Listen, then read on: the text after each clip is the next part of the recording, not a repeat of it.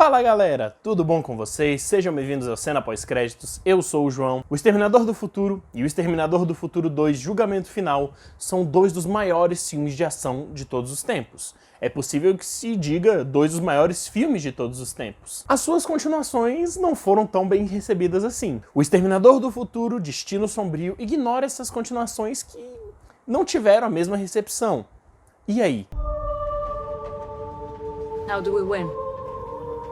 We win by keeping you alive.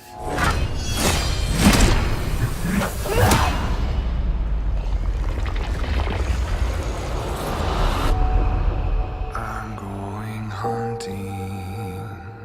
É muito injusto comparar Destino Sombrio aos dois titãs do mundo cinematográfico que são o Exterminador do Futuro 1 e 2. Mas ao mesmo tempo, me prender a comparações com Exterminador do Futuro 3, Salvação e Gênesis, é uma análise muito rasa. Então eu vou tentar fazer uma análise do que Exterminador do Futuro, Destino Sombrio, botou na tela.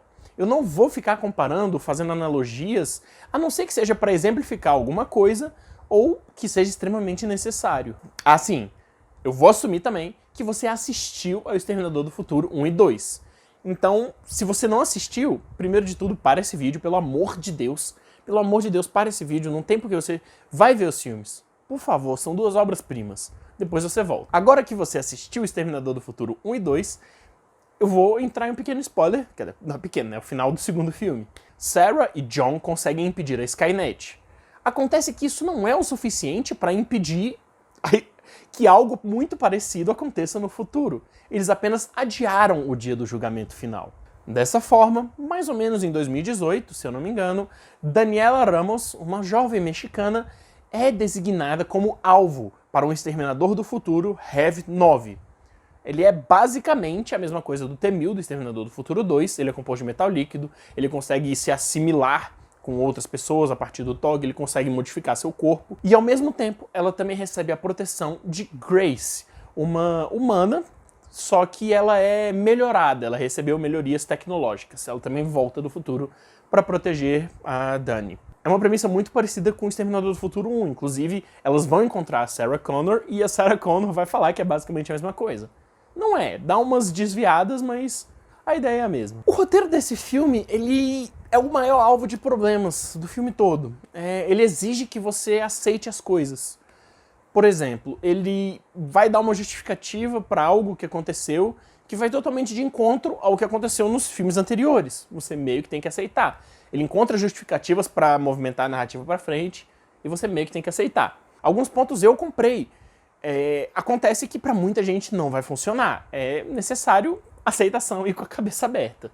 Ainda que isso deixe alguns furos de roteiro, que aí já é um problema de fato. Toda tentativa também do filme de fazer uma reviravolta, de fazer um grande plot twist, é muito telegrafada. Você já sabe o que vai acontecer muito tempo antes de acontecer. Claro que às vezes tem um pouco de foreshadowing e, pra quem não sabe, foreshadowing é você dizer ao espectador o que vai acontecer, ele te conta de uma forma mais sutil.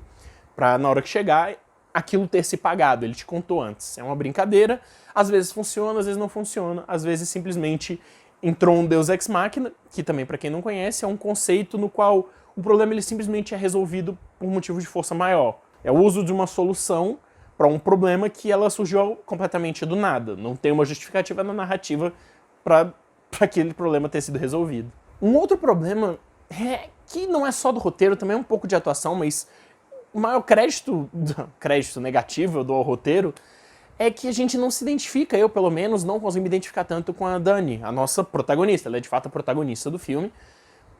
E eu não conseguia me importar. Todos os outros personagens eram muito mais interessantes, especialmente a Grace.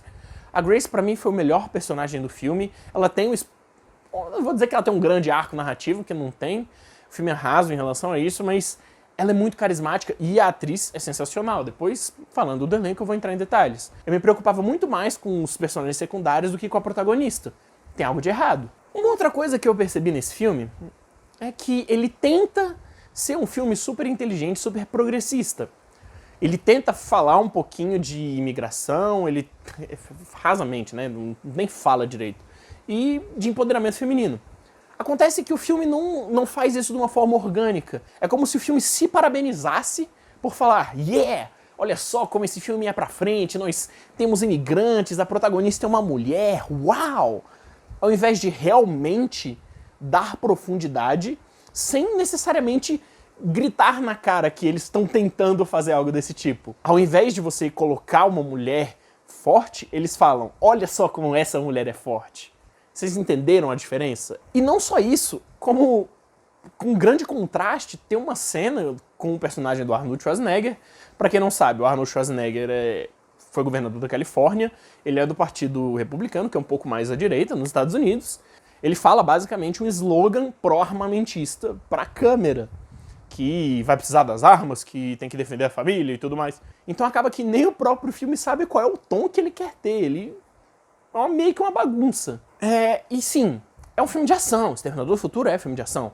E eu tô falando muito do roteiro, já me criticaram aqui, nossa, mas esse filme aí, você fica falando do roteiro, mas é ação. É justamente por ser um filme de ação que eu tenho que chamar tanta atenção pro roteiro. Quase todas, se não todas, grandes cenas de ação que são memoráveis, seja do Exterminador do Futuro, Duro de Matar, Mad Max, qualquer franquia, qualquer grande filme de ação histórico, Hit, por exemplo, você se importa não porque a cena é grandiosa, exagerada e gigantesca. É muito legal. Mas por que ela se tornou icônica? Porque a história tem um peso, a cena foi construída, ela não é simplesmente uma cena de ação irada, maneira. Ela tem uma história que amarra todas as pontas e a cena é bem feita. E as cenas de ação de Destino Sombrio são boas. No geral, elas são muito boas. Especialmente o design de som e a mixagem. O som desse filme é muito bem feito. As armas, os tiros, os barulhos do metal batendo, você percebe, você sente, tudo tem peso. Teoricamente, o Exterminador do Futuro, o T-800, ele é muito pesado. E quando o Arnold pisa, quando ele cai, você sente o peso. Isso é muito bem construído. Mas ao mesmo tempo, o filme tenta fazer cenas de ação gigantescas para transformá-las em algo colossal, épico, simplesmente com o tamanho, simplesmente com o uso excessivo de computação gráfica. Isso não funciona. Não é assim que você faz uma cena épica, um ícone de ação. Então tem uma sequência dentro de um avião, ela é muito cansativa, porque ela é muito over, ela é exagerada. Você vê que é tudo computação gráfica que não é mal feita, mas não tem o mesmo peso do efeito prático, você vê que é falso. E ela é muito rápida, a geografia dela não faz muito sentido, é um pouco confusa. É a única cena de ação do filme que é realmente confusa, você não entende o que está acontecendo. As outras você entende perfeitamente. E falando assim do roteiro, do peso da história construída, ele falha justamente nisso. É uma cena de ação grande, mas que não tem o mesmo peso que Exterminador do Futuro 1 e 2 tinham na hora dos seus clímax, da sua cena de ação gigantesca. Não tem, ele não herda isso. Ele está contido dentro da sua própria história e a cena fica destoante do resto do filme. A última cena de ação, ela é bem legal, tem soluções com o ambiente, interessante, mas não é nada extremamente marcante. Ainda falando da ação, tem uma cena de perseguição no começo do filme que lembra muito a cena de perseguição do começo do Exterminador do Futuro 2.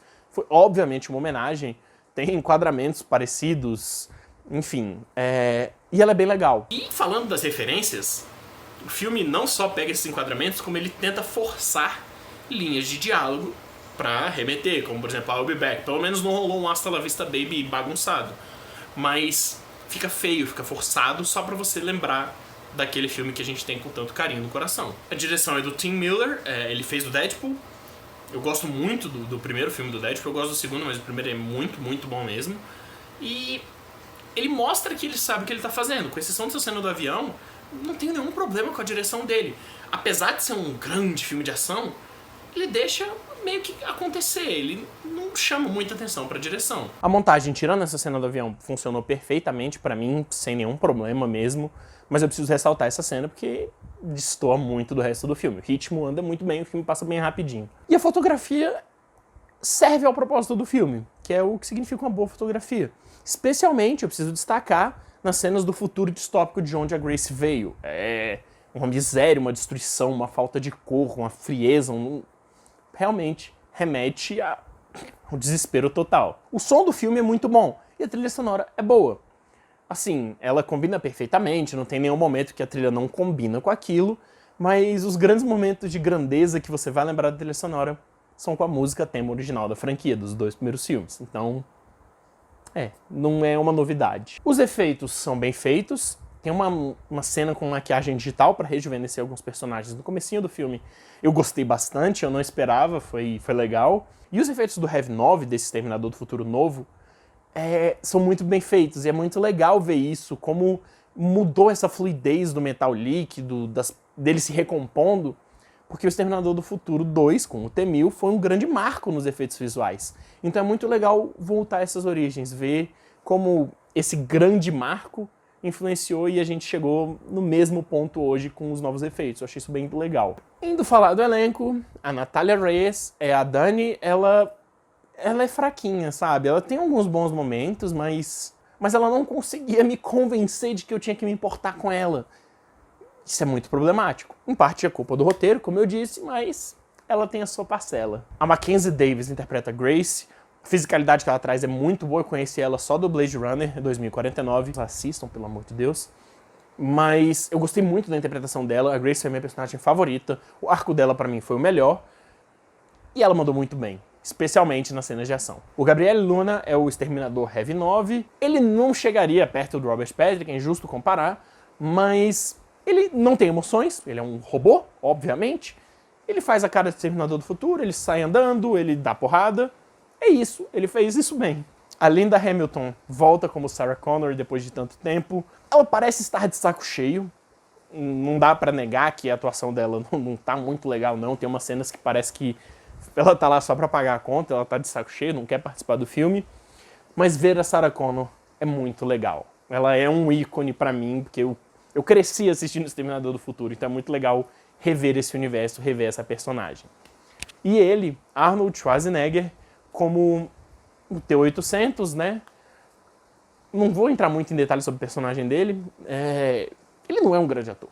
Arnold Schwarzenegger nunca foi um bom ator, mas ele se dedica. E o Exterminador do Futuro é o papel do Arnold Schwarzenegger. Ele é o Exterminador do Futuro. Ele é muito bem utilizado pro humor, tem cenas muito engraçadas com ele, e ele com certeza está se divertindo muito. É muito legal ver o Schwarzenegger voltando, atuando como esse papel que foi tão marcante.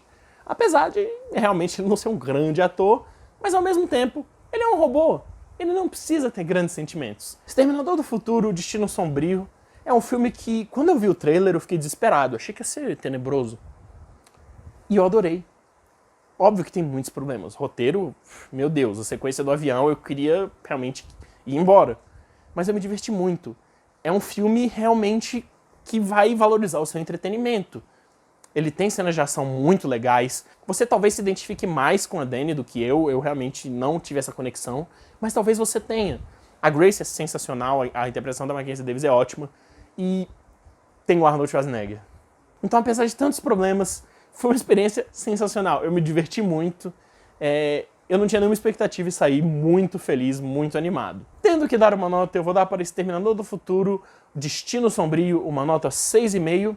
Eu me diverti profundamente e apesar de ter um pouco de nostalgia, que eu tenho que admitir, o filme tem muitos probleminhas sim, mas com certeza vai te entreter. Então é isso, gente. Você gosta da franquia Exterminador do Futuro? Você gosta do 3, do Salvação, do Gênesis? Do Gênesis não, por favor. Dos outros tudo bem, mas do Gênesis não. Brincadeira, você pode gostar de qualquer filme, lembrando sempre, gosto é pessoal. Mas e aí, você quer ver o filme? Você tá ansioso? Já viu? Deixa a opinião de vocês nos comentários. Dá uma olhada nos nossos outros vídeos, se inscreve no canal, liga o sininho, dá uma olhada nas nossas redes sociais, conversa com a gente por lá, de vez em quando a gente divulga umas coisas interessantes. É isso. Muito obrigado, até a próxima e hasta la vista, baby.